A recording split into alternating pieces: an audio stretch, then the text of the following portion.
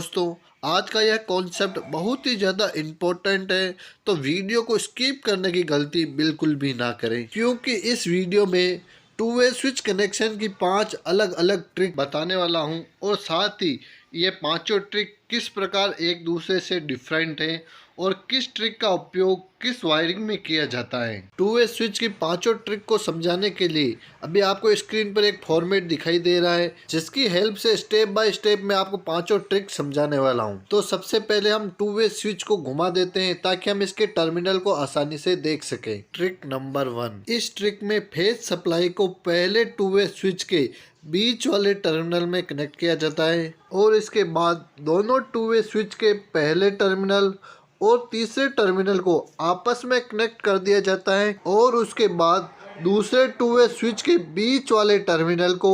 Lamp के साथ connect करना होता है, जिसके कारण लैंप को फेज सप्लाई मिलती है और उसके बाद लैंप से वायर लेकर उसे डायरेक्ट न्यूट्रल सप्लाई के अंदर हमें जोड़ना होता है। इस ट्रिक में स्विच में केवल फेज सप्लाई ही दी जाती है और लैंप का एक सिरा डायरेक्ट न्यूट्रल के साथ कनेक्ट होता है। ट्रिक नंबर 2, इस ट्रिक में टू वे स्विच के बीच वाले टर्मिनल में फेज सप्लाई को कनेक्ट करते हैं और उसके बाद पहले टू वे स्विच के पहले टर्मिनल को दूसरे टू वे स्विच के तीसरे टर्मिनल में कनेक्ट करना होता है और इसके बाद पहले टू वे स्विच के तीसरे टर्मिनल को दूसरे टू वे स्विच के पहले टर्मिनल में कनेक्ट करना होता है और इसके बाद दूसरे टू वे स्विच के बचे हुए टर्मिनल को हमें लैंप के साथ कनेक्ट करना होता है ताकि लैंप को फेज सप्लाई मिल सके और उसके बाद लैंप के दूसरे सिरे को डायरेक्ट न्यूट्रल सप्लाई से जोड़ना होता है। दोस्तों, आपके मन में ये सवाल उठ रहा होगा कि पहली ट्रिक और दूसरी ट्रिक सेम है तो इनमें डिफरेंट क्या है। दोस्तों, दोनों ट्रिक के अंदर जो टू वे स्विच है उसकी पोजीशन में डिफरेंट होता है। ट्रिक नंबर 3, दोस्तों यह ट्रिक इससे पहले वाली ट्रिक से डिफरेंट है, क्योंकि स्विच के अंदर फेज व न्यूट्रल सप्लाई कंटिन्यू बनी रहती है। स्विच के पहले टर्मिनल में फेज सप्लाई और तीसरे टर्मिनल के अंदर न्यूट्रल सप्लाई कनेक्ट करनी होती है और उसके बाद पहले टू वे स्विच के पहले टर्मिनल को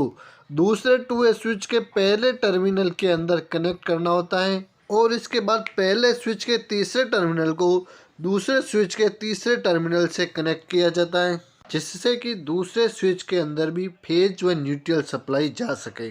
और इसके बाद पहले स्विच और दूसरे स्विच के जो बीच वाले टर्मिनल बचे हुए हैं, इन दोनों टर्मिनल को हमें लैंप के साथ कनेक्ट करना होता है। इस ट्रिक की सबसे इम्पोर्टेंट बात दोस्तों, इसका उपयोग सुरंग वायरिंग से लेकर गोदाम वायरिंग और सीढ़ियों की वायरिंग में भी किया जाता है। ट्रिक नंबर 4, इस ट्रिक में भी स्विच में फेज व न्यूट्रल सप्लाई दोनों कनेक्ट की जाती हैं। स्विच के पहले टर्मिनल में फेज सप्लाई और स्विच के तीसरे टर्मिनल में न्यूट्रल सप्लाई कनेक्ट करने के बाद हमें पहले टर्मिनल को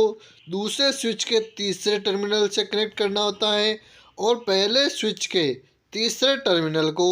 दूसरे स्विच के पहले टर्मिनल से कनेक्ट करना होता है और उसके बाद पहले स्विच और तीसरे स्विच के बीच वाले टर्मिनल को लैंप के साथ कनेक्ट करना होता है ताकि लैंप को भी सप्लाई मिल सके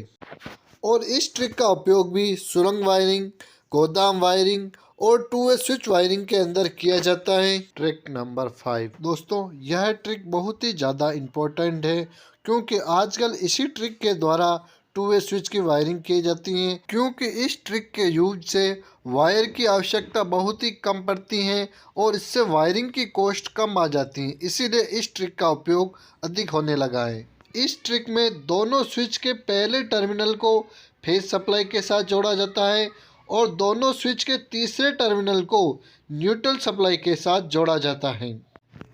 और इसके बाद दोनों टू वे स्विच के बीच वाले टर्मिनल से लैंप को कनेक्ट किया जाता है। इस प्रकार इस ट्रिक की वायरिंग की जाती है। दोस्तों, आपने टू वे स्विच कनेक्शन की पांचों ट्रिक को देख लिया है और अब आप कमेंट कर बताएं कि इन पांचों ट्रिक में से कौन सी ट्रिक आपको ज़्यादा पसंद आई है और कौन सी ज़्यादा यूजफुल है। अगर इस वीडियो में अभी भी कुछ भी कंफ्यूजन है तो कमेंट करें, और वीडियो अच्छा लगा हो तो वीडियो को लाइक, और चैनल पर नए हैं तो चैनल को सब्सक्राइब करें, और साथ ही साथ बेल पुश आइकन को भी ऑन कर दें ताकि हमारे नए वीडियो का नोटिफिकेशन सबसे पहले मिल सके।